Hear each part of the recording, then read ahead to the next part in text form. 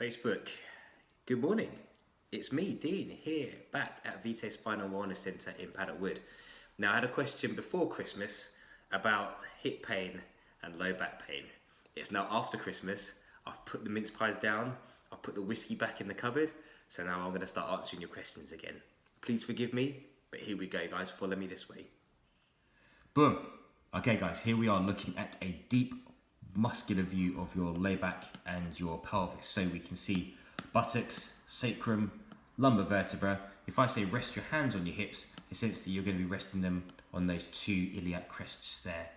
Now, the original question that I got was to do with, could my hip pain be causing my low back pain? And the answer to that is absolutely flipping yes, it could. Why? Because everything being very much connected. If you have restriction or imbalances in and around the hip joint, you're going to have to get some compensatory chains higher up the chain. So what we often see is, for example, because of all the commuting and sitting that people do, tension around the hip, causing now instability and increased movement and workload for some of the muscles deep to your spine. That's not a huge problem, but that's not what they're designed to do. If I said contract your buttock, you could do that easy. If I said contract multifidus, which is this chunky muscle here in your back, you'd be like, well, how the hell do I get to it? How do I contract it?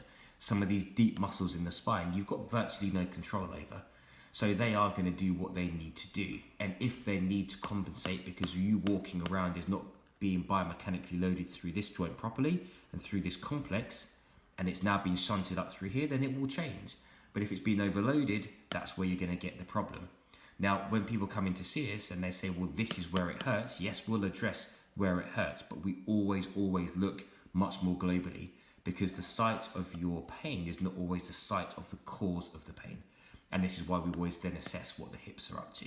We assess what's going on higher up the chain, and we look at how these muscles are going to be integrating with one another and affecting one another, so that as we start to get the joints moving and functioning well, we're now retraining these muscles to allow better function through that area when you sit, stand, bend, twist, walk, swing a golf club, whatever it might be.